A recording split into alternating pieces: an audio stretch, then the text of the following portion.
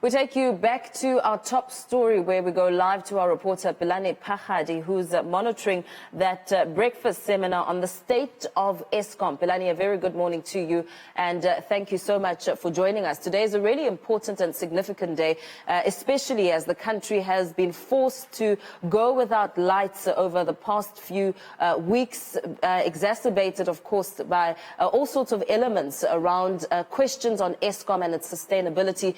And we know that Matshela Koko is part of that panel, and he's had a lot to say about IPPs deliberately being made expensive. What can be expected as that awareness campaign gets underway?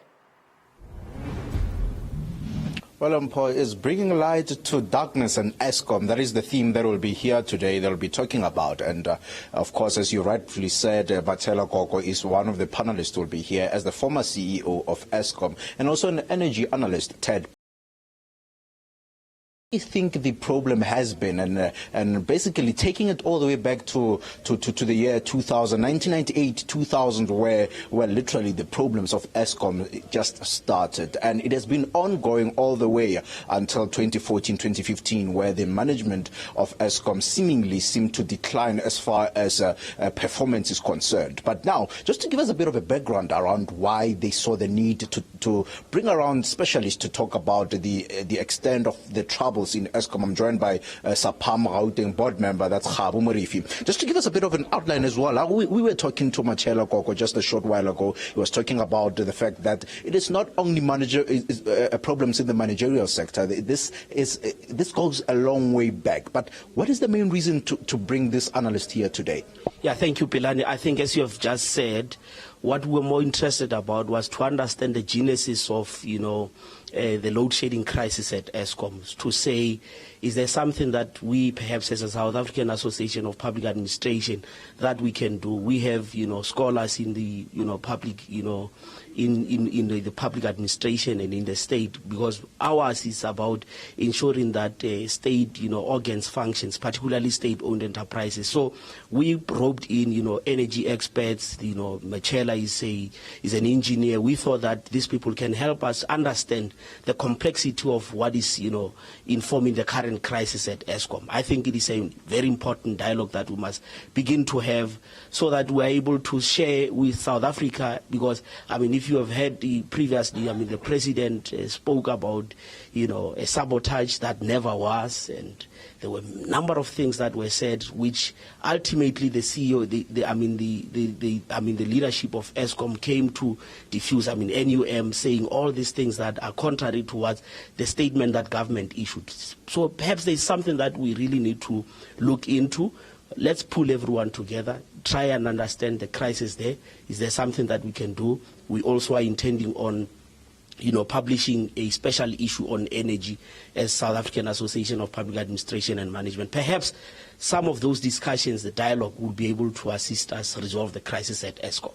Definitely. Right now, as it stands, do you perhaps have a view as far as the management of Eskom is concerned, how you'd like for it to go forward? Because whatever decision that it is currently being taken in the next 5 years, Eskom may not be the same as it has ever been. It is either being disbandled or it remains the same, but it cannot remain the same efficiently enough for people to keep the lights on.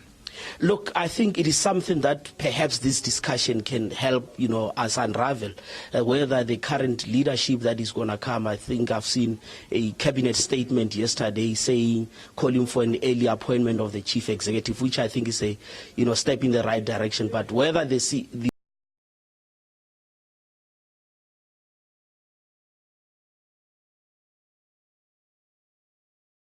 pull everyone, even those that are not here, energy experts, people, engineers, everyone, to help us, understand what is this deep problem at Eskom that is causing it to become a sinkhole.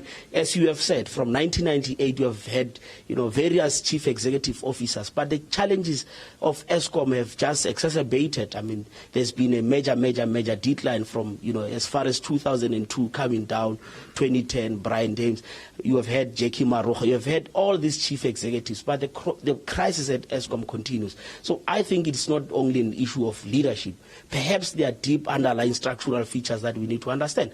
perhaps another important question is that, have we resolved the issue around privatization of this institution? Because I think one of the things is that maybe we need, the government wants to take that posture. I don't think it's in the best interest of our people. But what we need is to resolve the challenges of Eskom. If we are to make it a revenue basis, be very stable, so that Eskom can self-sustain itself. So it is one important aspect that we need. Board member at SAPAM, let us leave that right there for now. We will be joining in conversations, of course, as Matshela Koko comes on to stage to make his presentations as to what he thinks the underlying and fundamental problems at Eskom are. And at the same time, we'll be hearing from Ted Blom. He's an energy analyst. He's been very critical, of course, of Eskom and saying that there's things that need to be done differently in order for it not to be commercially viable, but at the same time, it needs to happen and help people to keep their lights on, because at the end of the day, electricity may be accessible, but may be too expensive for you and I to keep the lights on. So, Mpo, that's what we have for now, and we'll be here giving a direct feed every now and then, so you can also take a listen as to what Matshela Koko, as the former CEO of Eskom, has to say, and as well as Ted Blom, the analyst. Mashupi Basarumwele is also an analyst there and a professor from the Tshwane University of Technology.